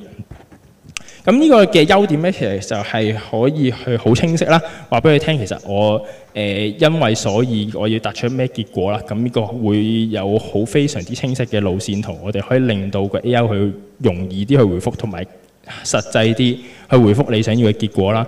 同埋嘅，因為你會去話俾佢聽，我要分析佢嘅流失點啦，即係已經去話咗俾佢聽，喺一個社交媒體站，可能你一個平台上邊點解佢會去流失，同埋佢分析咗喺咩位會需要去話俾你聽啦。同埋咧最尾咧，你揾到個原因之後咧，其實你佢會報翻埋一個結果俾你聽。點樣先可以令到個用戶去提升翻咧？有啲咩策略咧？咁呢個係一啲可以令到 AI 更加容易去話俾你聽。或者更加精準去回答你啦，同埋係基於一個你真實嘅一個示例啦，因為你已經係俾一個真實嘅一個俾佢真實一個 prompt 佢嘅。咁缺點係咩嘢咧？就係如果你要準備 CARE 呢個咁嘅 prompt engineering 嘅方法咧，你需要俾好多資訊佢啦，同埋你要有好多唔同嘅數據嘅，譬如就係我要一個流失點，咁你就話俾佢聽，其實你有啲咩個平台係一啲做緊啲乜嘢平台咧？我入邊流失係點樣咧？你觀察到個數據係點咧？譬如我觀察到6至9月嘅數據係點？可能我中間喺我個平台上邊我做過啲咩嘅行為，咁呢啲都要話俾佢聽啦。咁但係嘅有好處又唔好處啦。雖然佢係真係會俾到一個互動增加用戶互動嘅策略你啦，咁但係因為你俾咗咁多數據佢嘅時候咧，其實佢出嚟嘅效果咧就真係一個好 base on你嘅分析報告啦。咁好實際好 action 嘅 item， 未必就係我會唔會有一啲新嘅 idea 出到嚟咧？我會有一啲innovative 嘅東西出嚟咧？咁就呢個未必啦。咁可能就會 base on 翻你嘅行業啦，base on 翻你以前做過嘅嘢啦，甚至喺佢一個數據庫上邊識到知道嘅嘢咧，先會去答你啦。咁有機會咧就令到佢一啲冇乜創新出現到啦，只會流於喺佢認識嘅嘢同埋你講嘢上邊啦。咁呢個就係 CARE 啦。再落去嘅就係 ROSES。咁我有個角色啦，有個目標啦，有個步驟啦，我期望嘅解決方案啦，同埋場景啦。好，大家見到啦，開始見到啦。啱啱我講最開頭講3個提示法啦，一個小嘅提示啦，同埋一個思維啦，大家會見到開始去融入喺呢個5個步驟上面啦。咁第一個角色，我需要去扮演一個角色嘅，佢係一個高級軟件開發人員啦。第二個嘅就係我有個目標嘅，要調試應用程式崩潰嘅問題。第三個場景係啲咩呢？就係一啲用戶報告喺登錄嘅時候程式崩潰咗，即係有 bug 啦，或者其實開唔到啦。第四個就係我要修復翻佢一啲程式嘅片段啦，即係期望佢有啲乜嘢啦。最後咩嘅，我要去檢查日誌啦、測試模組啦。咁呢一個咧就會確保翻其實係同你真實嘅事例係一樣啦，確保你嘅回覆同埋用戶嘅一致啦。咁再最後嘅就係第二樣嘢就係個應用嘅場景係啱啦，因為真係佢崩潰嘅時候先會去問呢一隻 AI， 先會去用呢隻 AI 去講原來我崩潰嘅時候會發生咩事呢？再最後嘅喺好處嘅就係喺用戶嘅時候就係話俾你聽，我希望會知道個結果係點啦，同埋點樣去解決啦。咁就係我會呢隻 AI 就會去檢查日誌同埋測試唔同模組咧，咁達至咧經過呢個 ROSES 嘅時候咧，就可以去生成咗一啲佢解決嘅結果出嚟，同埋有機會咧就係話俾你聽，我點樣去解決啦。咁但係大家會諗法，因為咧啱啱我一開始又講3步啦、4步啦，到第5步啦。咁其實呢一個結構咧，或者呢個 AI 嘅結構咧，其實係要花好多時間啦，同埋你有好多唔同嘅 database 放入去先可以去實現到嘅。尤其是可能我就係話 plan， 調試應用程式崩潰嘅問題咧，個目標係咩咧？或者甚至我去到檢查日誌同埋測試模組啦。咁呢啲咧就已經係話俾你聽，我要準備好多唔同嘅 scenario 去放入去，好多唔同嘅例子放入去，佢先可以去認識到或者分析到嗰個客戶係發生啲咩問題啦。咁都係同上一個方法有啲一樣，唔係同一個有啲唔好處一樣噶啦，就係話俾你聽依個咁嘅解決方法啦，就可能會就限制咗佢一啲創造力啦，同埋冇乜新嘅 idea 嘅。好，再落去啦，我哋一個 trace 啊，即係 TRACE 啦。咁再落去，我需要一個撰寫一篇博客嘅文章啦。跟住第二個我要角色就係科技博主啦。第3個我就係要關注 AI 趨勢啦。再落去就係2024年嘅科技進展啦。第5個就係符合搜尋引擎嘅優化，跟住我俾你1000字。咁呢個有啲似係咪啱啱有啲似去作呢個我哋嘅家長通告嘅一個效果？係啦，咁其實就係我首先有任務啦、角色啦、行動啦、上下文同埋期望啦。咁同呢個應該係可能喺文字上最好用噶啦，我會認為係即係佢係一個好精準嘅回覆啦。你會知道佢原因係咩啦，同埋佢生成出嚟嘅就一定係期望就符合搜尋引擎優化同埋係1000字咁嘅要求啦。咁呢個同上一個都係一樣啦，需要啲時間去 build up 啦，同埋有唔同嘅 database 要去準備啦。咁呢個咧大致上咧，我就已經高呼咗可能5個我哋會做 agent 嘅時候，或者做 AI 嘅時候咧，需要去留意或者一啲技巧啦。咁我去重複翻呢個啦。咁大家應該睇下 down 咗未先 ？down 咗咧就可以開翻陣間嘅 TXT 嗰個文章咧去試一試噶啦。睇下有冇人未 down 咗，未 download 先。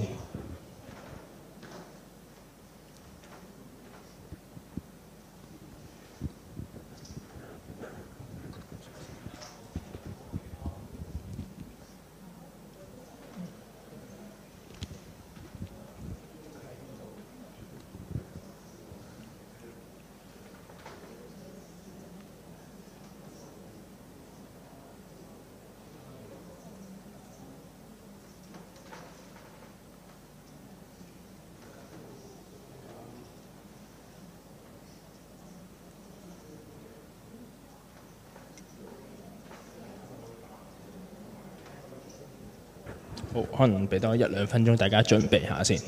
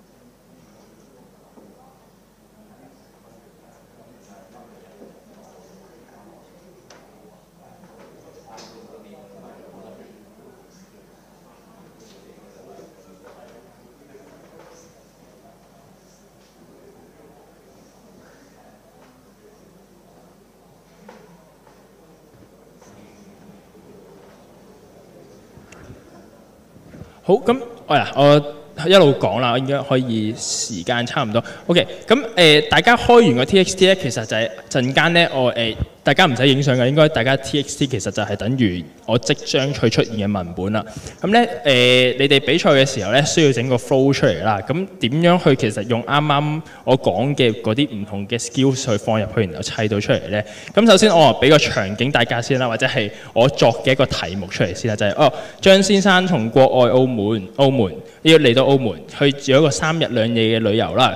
咁佢預算係1500蚊啦。咁可能佢個性偏好係偏向自由行嘅，咁可能要睇佢一啲中葡文化嘅融合啦，一啲世界遺產啦，一啲食品啦，或者即係我去唔同嘅文化景點等等咁樣嘅。咁咧我要做嘅咧，其實就係運用啱啱我講嘅嗰5個框架啦，去嘗試做一隻 AI agent 出嚟啦，即係啱大家陣間為上咁講喺 AIGC 大家比賽嘅時候要創造嘅一個 flow 啦。咁我嘗試係用呢5個嘅一個 structure 去創造我哋嗰隻 AI agent 出嚟啦，或者甚至去砌個 flow 出嚟會發生咩事咧？咁大家可以直接喺將嗰啲文字咧，我已經幫大家分類咗㗎啦，直接去 copy 落去大家面前嘅通義簽文嘅一個 agent， 唔係通義簽文上邊嘅一個 AI 上邊咧，就可以大約試到個效果出嚟㗎啦。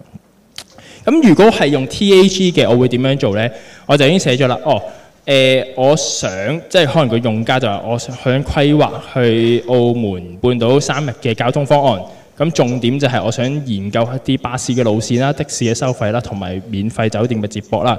最後尾目標嘅，我想佢 output 出嚟，我想個 AI 答到我啲乜嘢咧？就係或者其實大家個用家用呢個 flow 嘅時候，佢會有啲咩去出現到咧？就係俾一個最好嘅交通組合佢，然後個預算嘅喺1500蚊內嘅，我嘅只係用20% 嘅啫。係啦，咁其實呢個咧就係符合簡單任務啦。佢哋砌出嚟嘅時候咧，可能就係話俾你聽，我淨係有3個 bubble 嘅啫。話俾你聽，第一個佢要做嘅嘢就係交通方案，第二個一定係關於交通路線、公共巴士、的士收費同埋一個免費接駁啦嘅一個組合啦。咁佢可能大家會幻想到，可能大家或者而家試下去 copy 落去嘅時候咧，咁其實就係會答你佢大約係會點樣答啦，然後可能會最尾咧，如果有機會，大家可能去攝一啲唔同嘅一個交通部或者係一啲唔同嘅 reference 落去，我哋一啲網址啦，可能佢啲收咗有唔同嘅巴士路線嘅收費嘅的士嘅收費嘅時候咧，佢就會可以去計算到係咪即係喺預算內啦。咁我呢個 TAG 嘅方法啦，大家可以試一試。咁第二個 APE 嘅，我就會話我要去推薦一個3日嘅路線啦，咁我需要咧，咁我今次重點有啲唔同啦。我需要有一個官方認證嘅文化深度旅遊體驗啦，咁呢個係我嘅目標啦。最尾嘅我期望得出嚟嘅結果嘅係去精準地想去有一啲唔同嘅開放時間啦、門票價格啦、交通指南啦，同埋一個詳細嘅清單嘅。咁呢個點解會有效？即係或者可能大家點樣去選用呢個方法咧？就係佢可以回覆翻其實佢行動嘅方向啦、一啲目標啦、咁同埋唔同嘅期望啦。咁喺教中學生嘅時候咧，呢個都會比較容易嘅，就係可以好有邏輯咁樣話俾佢聽。其實我要幫個遊客啦，即係啱啱我嗰個情景嘅遊客張先生啦，去體驗去做一個深度遊嘅體驗啦。咁最尾咧，我想要嘅嘢就係一啲開放時間啦、門票價格啦，同埋交通指南嘅列表清單啦。咁你可能會幻想到就係有1、2、3、4、5、6，大致上每個景點係點樣，每個時間開放係點樣，甚至佢價錢係點樣啦。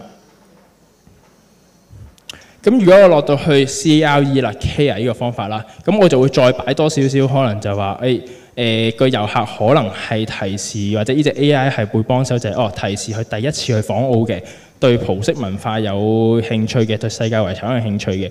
咁第二個行動啦，所以佢 AI 需要做啲咩咧？我需要整合文化局入邊嘅一啲唔同嘅一個景點啦、導覽嘅服務啦，或者文化活動嘅資訊啦。咁最後嘅我希望咧係做一個文化嘅活動嘅。咁佢唔係啱啱我講啦，我要做個清單出嚟啦。我真係想要去 focus 喺文化上面嘅路線係點啦，同埋希望佢有唔同嘅一個拍照嘅建議啦。咁示例嘅可能就話俾你聽，我想用一個方法係咁樣去 list 收出嚟嘅，就可能第一點我就去大三巴，第二個我去戀巷，跟住去議事亭，咁佢就會括專注其實佢唔同嘅文化景點係點啦，咁會令到咧容易啲，同埋令到用家咧可以去 output 嘅時候咧，可以話俾你聽每個情景時候背景係點樣啦。好，最後尾2個啦，咁我去到 ROSES 啦，咁咧可能我再做好啲啦，我希望隻 AI 有角色嘅，咁佢係一個本地嘅生活顧問啦，會熟悉各區嘅消費水平啦，咁目標嘅就可能就係避免遊客去入有呢個旅遊陷阱，用一個合理嘅價格去體驗佢哋一個體驗澳門啦。咁同埋會講埋啦，個情景佢只有1500蚊啦，佢同埋希望就係去嘗試到地道嘅美食啦。咁期望方案嘅係會有一啲美食嘅地圖啦，甚至係建議啦，可能會有一啲唔同嘅生成圖嘅軟件出到嚟啦，同埋會有一嘅列表出到嚟啦。最後尾我希望個步驟就係、記唔記得？就係我要有3步啦，就話俾你聽消委要去消委會度睇啦，要去有推薦性價比啦，同埋有啲希望去付款嘅建議啦，等等呢啲去擺出嚟嘅。最後尾啦，TRACE 啦，咁呢個最複雜嘅呢個啦，咁其實咧就應該係 cover 晒大家需要去考慮因素啦。我需要整合唔同澳門去各部門嘅一個公共資訊啦，去設計個完整嘅3日遊方案啦。跟住你嘅角色就係旅遊顧問啦，需要去睇晒唔同可能跨部門嘅整合能力啦，好似講到好誇張。咁其實當你佢咁寫嘅時候咧，佢可能會去揾更加多唔同嘅網址，去令到 output 出嚟嘅一個結果更加精準啦。咁可能行動嘅話俾你聽，其實啱啱可能我當1500蚊去旅遊嘅時候咧，可能係一啲有限制預算嘅人啦，或者甚至係嘅我要追求品質文化愛好者咧，咁你話俾佢聽 AI 要咁樣去回覆佢啦。最後嘅可能會根據一個話俾佢聽，佢希望住喺路氹啦，或者係要去 cover 澳門半島啦，要強調翻本地體驗咧，就係 C 啦。最後尾期望嘅呢個要可以大家睇下就係、我希望佢3日裏邊 output 嘅一個清單係用咁嘅方法去 output 啦。咁呢個都會話俾 AI 聽啦。咁呢個咧就已經係最深入同埋可以有一個框架性嘅思考啦，令到個 AI 咧個 flow 咧 output 出嚟嘅時候咧，佢更加貼合翻，同埋令到嗰個嘅回覆佢更加精準同埋更加高質嘅。咁我哋差唔多去呢啲咁嘅提示嘅一個工程嘅一啲技巧咧，就講到差唔多啦。咁我交翻俾 Anderson 去真係去 show 一下個平台係點樣啦。啱啱大家可能見到嘅係一個通義嘅一個示範啦。咁我哋為咗公平咧，我哋先會喺度去 showcase 咗先。咁喺真正去開放平台嘅時候咧，大家就可以去試一試啦。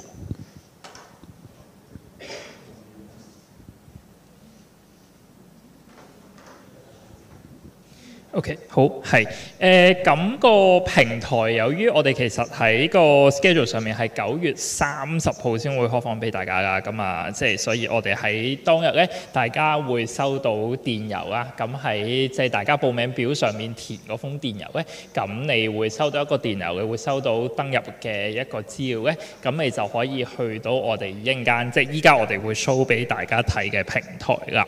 好，咁啊，睇下先呢度。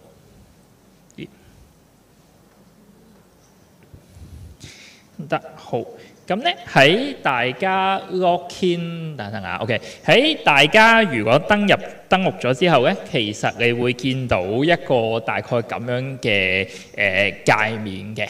咁喺個界面裏面咧，其實你會見到可能我哋可以製作一啲嘅小程式啦。咁我哋叫做 AI 嘅一啲流程啦。咁我哋可以撳入去俾大家睇下咧，其實係一個乜嘢嘅樣子嚟嘅。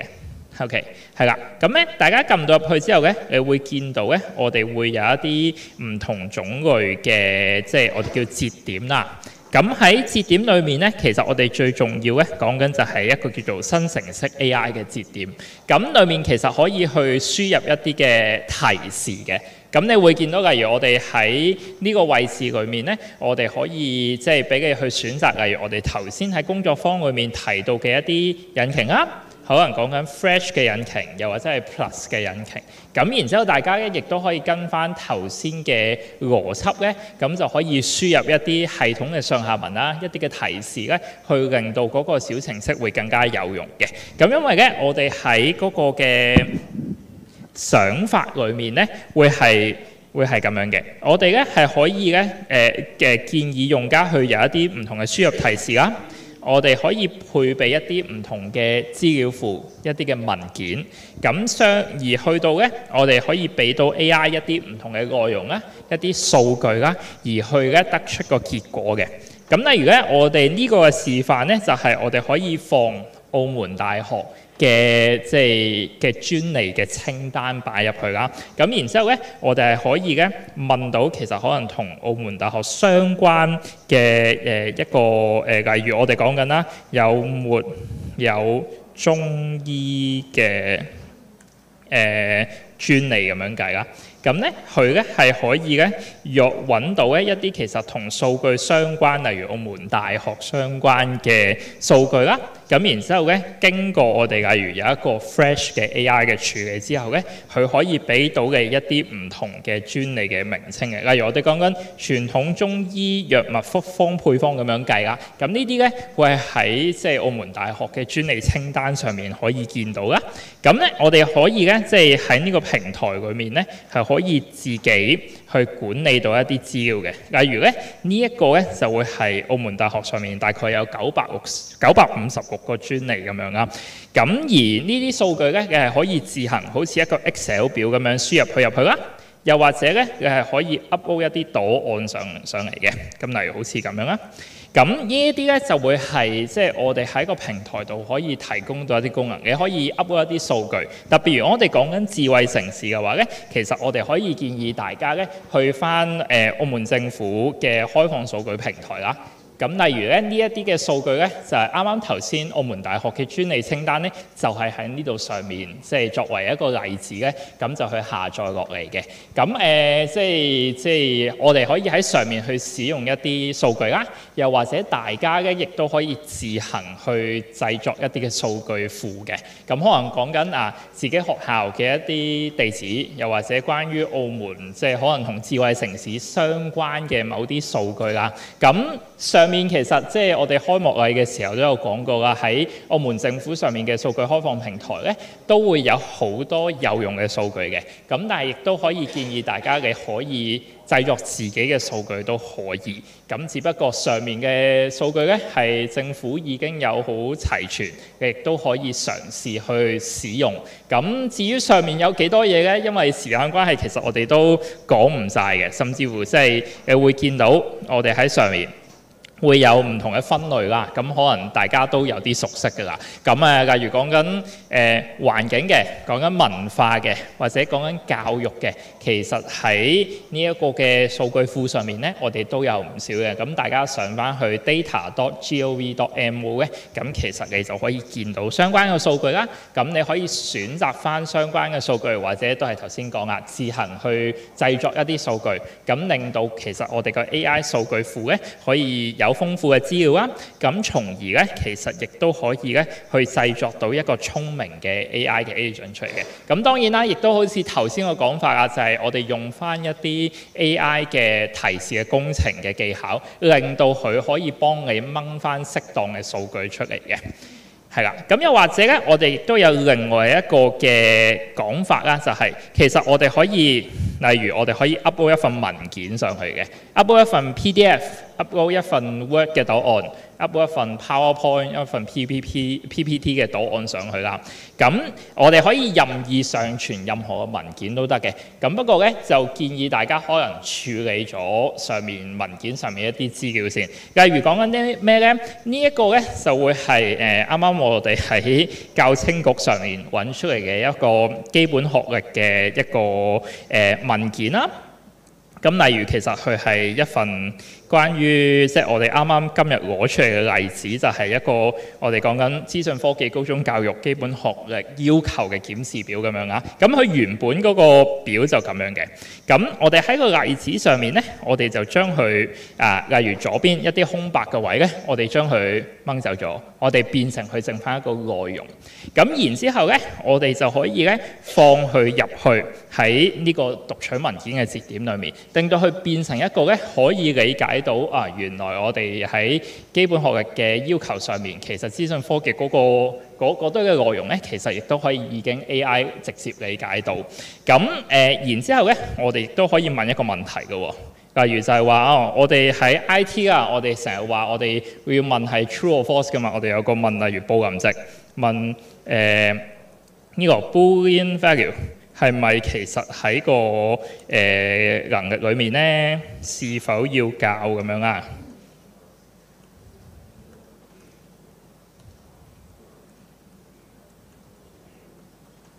係係啦，是否要進行教學咁樣啦？咁佢就會係讀取咗文件啦。咁然之後咧，我哋喺呢度裏面咧，可能用唔同嘅模型。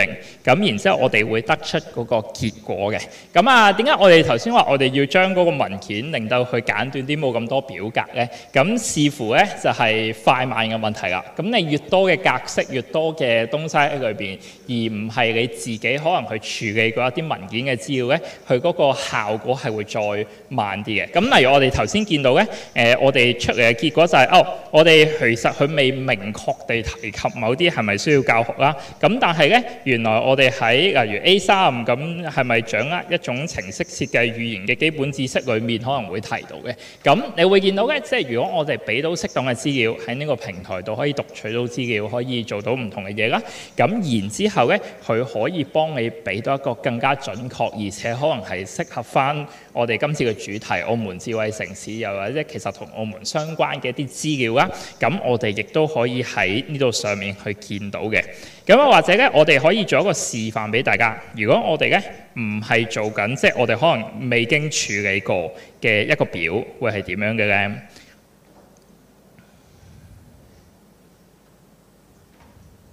睇下先 ，OK。如果未經處理，呢一度係 OK。如果佢未經處理過嘅表嘅話咧，呢度啱啱可能做唔到。咁如果佢未經處理嘅表嘅話咧，咁佢會咧係會再慢啲嘅，因為你會見到我哋有好多空格喺裏面啦。咁點解我哋會掹走個空格？就係希望咧個速度會再快少少，又或者大家亦都可以選擇一個再快啲嘅模型去處理呢件事咁樣啦。咁呢一啲咧，我哋詳細嘅使用嘅方法或者一啲使用嘅諗法咧，我哋會喺平台開放嘅時間咧，同一個時間亦都會擺上官方網站嘅。即係頭先大家見到我哋一個嘅 example 啦，一個嘅用戶嘅指南，甚至乎一啲小嘅提示咧，我哋亦都會以文件嘅形式咧上載喺個比賽嘅網站上面啦。咁同埋平台上面，大家亦都會見到嘅。咁我哋喺即係呢個平台開放嘅時間就會係9月30號。係啦，9月30號我哋就會開放呢個平台㗎啦。咁大家到時咧，其實亦都可以即係想像啦。咁其實就係我哋可以將呢一個嘅流程啦，再加埋頭先我哋喺工作坊提到，我哋處理資料嘅時候嘅諗法啦，處理文字嘅時候我哋需要去注意嘅東西，從而咧其實你可以整到一個我哋同今次澳門智慧城市相關嘅一個 AI 嘅聊天嘅機械人啦。咁你會見到即係我哋會比平常嘅聊天機械人，我哋除咗俾提示工程佢話你要同澳門相關嘅嘢，同澳門相關，同澳門智慧城市主題相關嘅嘢，但係我哋喺後面咧，我哋俾多咗數據啦，或者我哋俾多咗一啲文件俾佢，其實佢可以讀取。咁而讀取咗之後咧，我哋就可以喺後面俾到一個更加準確嘅資料啦，而唔係單單我哋喺 AI 上面做提示工程。唔係話提示工程唔重要，但係我哋都有數據、有文件，我哋可以俾一個更加準確嘅答案。咁希望即係我哋有呢個平台啦，有呢啲嘅工具咧，可以幫助到大家。其實喺比賽上面咧，我哋會做得即係喺個 AI 個機械人上面會做得更加好嘅。好，咁咧最後咧，咁我哋亦都有少少嘅小技巧可以提翻俾大家㗎。咁我哋頭先即係有我哋即係啱啱嗰個嘅即係 flow 喺度啦。咁而其實邏輯思考咧係 AI agent 或者 AI 智能體咧最重要嘅一環嘅。咁我哋除咗一啲文字之外啦，其實我哋可以 upload 一啲數據。我哋可以 upload 文件上去，咁你令到成個回應啦，即係 AI 俾你嗰個答案嘅穩定性，你會見到明顯係高咗嘅。即係大家你可以一陣間你翻去試下，如果我哋問其實澳門大學有冇同中醫相關嘅專利？啱啱提嗰個 example， 啱啱提嗰個例子，你可能會見到佢一定唔會有我哋頭先有一個數據庫。會有一個真實係嚟自澳門政府、嚟自澳門大學嘅一個數據庫嚟得準嘅。咁所以咧，我哋去構建佢哋嘅邏輯思考係好重要嘅。究竟係我哋首先由 AI 理解咗個問題，先再問資料庫啊，定話問咗個資料庫先，跟住先再理解個問題咧？咁呢一啲咧，其實會係喺我哋個比賽裏面，又或者之後大家去做智能體相關重要啦。咁第二啦就係、因為今次亦都同智慧城市相關啦。咁而我哋喺亞利雲大概10年前開始啦，啱啱一開始有提到，就係、我哋同澳門政府其實都好致力去建立澳門智慧城市嘅一個生態圈啦。咁我哋喺呢個政府嘅數據開放平台上面咧，又或者其他嘅公營機構咧，亦都可以提供到一啲資料庫，提供一啲數據俾你咧，去強化分析資料嘅準確性啦，同埋佢嘅可信性嘅。咁同埋咧，我哋亦都可以啦，就係頭先咁樣講 AI 裏面有啲文字嘅理解啦，甚至乎係搜尋嘅功能，大家亦都可以善用嘅。係啦，咁去到最後咧，就係、大家亦都可以喺通義嘅平台上面咧，去推演，好似去扮演佢個邏輯推演咁，好似頭先咁樣，俾啲資料佢，俾啲唔同嘅例子俾佢，去試一試其實佢個答案係咪準確咧？咁可以降低一啲實際嘅操作時間，甚至乎咧，如果有啲資料輸入，其實究竟係咪真係需要？例如頭先喺平台咁，我哋入晒所有嘢，我先可以試嘅咧，其實就唔係嘅。咁你可以咧，當佢係一個 prompt 咁樣，當係一個提示咁樣輸入去通義嘅平台啦，咁就去測試下其實究竟我哋個邏輯諗得啱唔啱咧？佢個答案俾得準唔準確咧？咁當我哋有一個成功嘅案例之後咧，我哋就可以慢慢去 design，例如去設計頭先我哋講緊 AI 嗰個智能體嘅邏輯嘅思考嘅。同樣提到設計即係呢一啲嘅用戶嘅指南，特別係關於個平台上面嘅用戶指南咧，我哋會喺即係9月30號平台開放嗰一日咧，我哋亦都會俾到大家喺官方網站上面去下載到嘅。係啦。咁咧，我哋今日嘅工作坊就大概去到呢一度啦。咁睇下大家會唔會對於個平台或者對於比賽或者甚至乎喺 AI 嘅工作坊上面，你有任何嘅問題咧？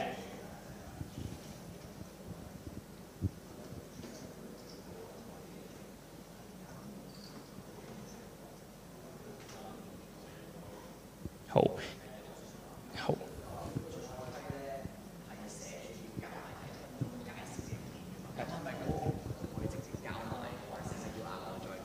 OK， 係嘅，我哋喺個平台上面咧，啱啱老師嘅問題就係、我哋提我哋要除咗個頭先嗰個作品要交之外咧，仲有 PPT 啦，同埋仲有影片係要有短片要交嘅。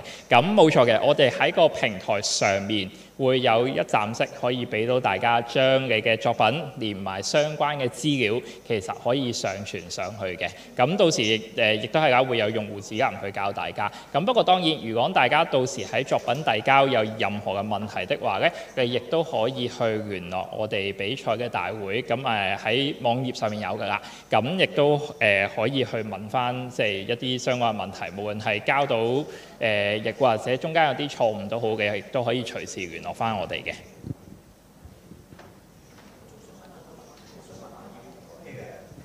可能因為我想問一問咧，嗰啲帳號，譬如咁，我而家未報名嘅，咁係幾時有？同埋老師有冇啲帳號可以額外可以試下先嘅？因為我哋都要教啲學生噶嘛。冇錯。帳戶咧，因為我哋真係要等9月30號公平性嘅問題，咁我哋會到時就會去俾大家啦。咁到時咧會有帳號，就會係每個參賽隊伍會有一個帳戶嘅。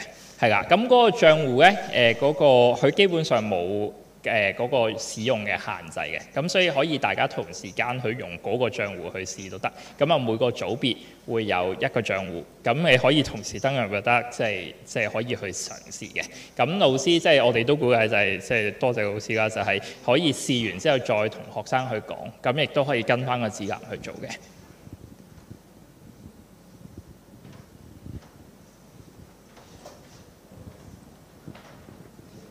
唔該，我想問你有冇一個實作嘅展覽咧，帶翻去俾學生睇一睇點樣去實作咁樣？係會有嘅，喺即係平台開放嘅時候，同埋呢一份嘅 PPT 咧，都會喺1個星期之內會上載翻喺比賽嘅網站上面嘅。唔該。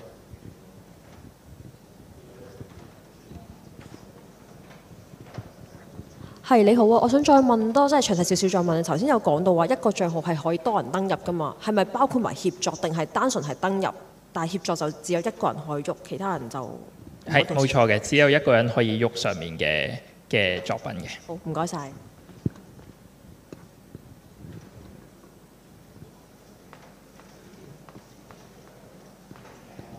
哦，冇問題，冇問題。因為應該星期三打風咁本身星期三嗰個會即係星期三嗰個講解會去到幾時呢？因為時間其實都會有啲趕，係啦。係可能要麻煩科管同事交夾先。 24號星期三嗰個咧，我哋會改時間嘅，但係我哋咧就諗住今晚大家上完堂之後，聽朝就發信息俾大家。我哋會改喺30號同一個時間5點到7點，係30號嗰日。我聽朝會統一發信息俾大家嘅，因為我哋唔想大家嘅課程亂啊，以為係呢一個，因為同兩個課程咧就係爭第一場次同場次2嘅分別嘅啫，係啦。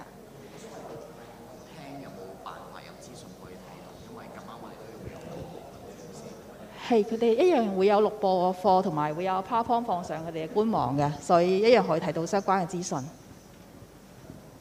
仲有冇老師有問題？如果老師咧冇問題咧，麻煩大家咧可以幫我 scan 呢個做一做問卷嘅，跟住我會派證書俾大家。係啊。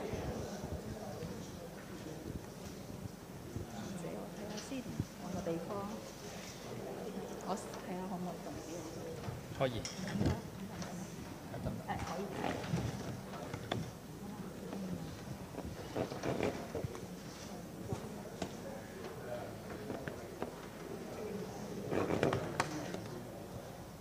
大家幫我 scan， 跟住我派一派證書俾大家。係啦，啱啱都提多次就係PPT 啦，同埋即係我哋亦都會有啱啱都其實有錄影嘅，咁即係呢一啲資料亦都可以喺網頁上面去揾得翻嘅。